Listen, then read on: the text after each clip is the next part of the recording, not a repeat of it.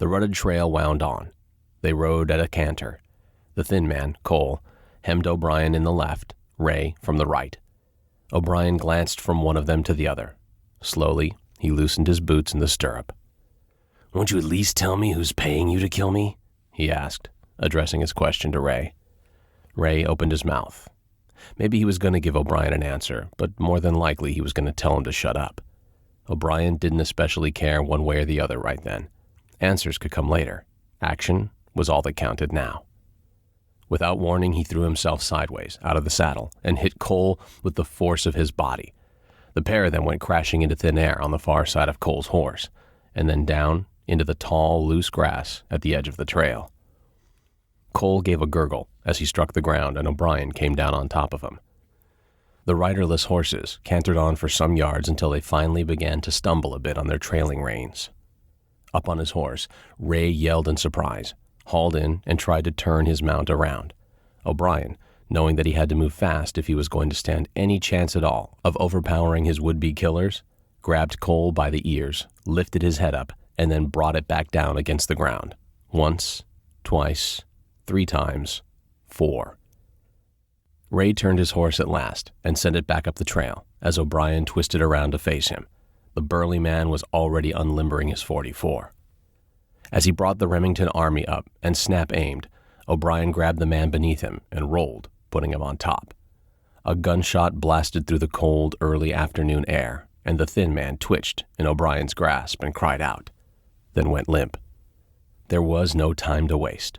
O'Brien ripped the man's colt from leather as he went limp. He threw the fresh corpse aside, rolled again, came up onto his knees, and triggered the weapon. The first shot missed. Ray was twisting his snorting mount around again, and that made him a difficult target to hit. But shooting with any accuracy from back of a prancing horse gave him no advantage. He fired another shot. Dust and dirt flew up in a spray about 4 feet from O'Brien's position. O'Brien took aim again and fired the dead man's handgun a second time. This time, the bullet hit Ray in the upper chest, and he bellowed out a combination of rage and hurt as he went backwards out of the saddle, all flailing arms and legs. He hit the trail hard and screamed, but he still had his senses about him, and he still had his Army .44 in his hand, and that made him just as dangerous as ever.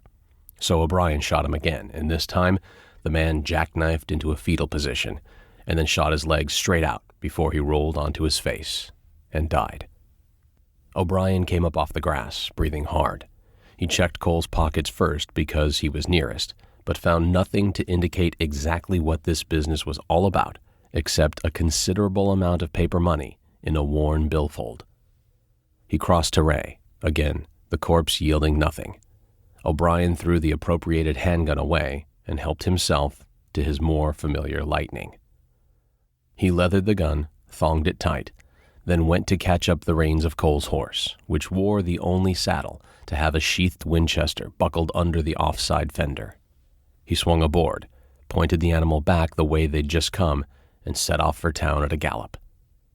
He didn't have much to go on, but what he had worried him sick. From what he'd picked up earlier, he knew that Cole had hired some kind of rig, along with the saddle stock, presumably so that the dude in the Prince Albert could transport Janet and the kids to some remote spot far outside of town before killing them. He couldn't spare the time to stop by the livery stables and confirm that, though.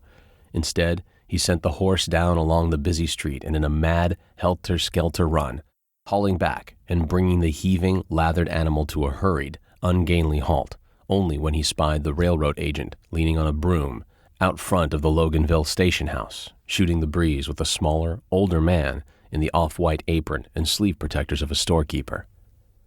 His entrance alone drew their attention, which was just as well because he couldn't afford to be all that diplomatic about cutting in just then. With one hand fisted around the saddle horn and the other holding the split reins tight to keep the side-stepping, excitable horse under some kind of control, he fixed the men with a hard look and asked if they had any recollection of seeing the dude. The railroad agent eyed him warily, not answering right away. Then he shook his head. "'Fraid not, mister. He come in on the westbound train this morning, you know?" "Yes," the storekeeper said. "I saw the fella. He had a pretty wife from what I saw of her, and the 4 nights..."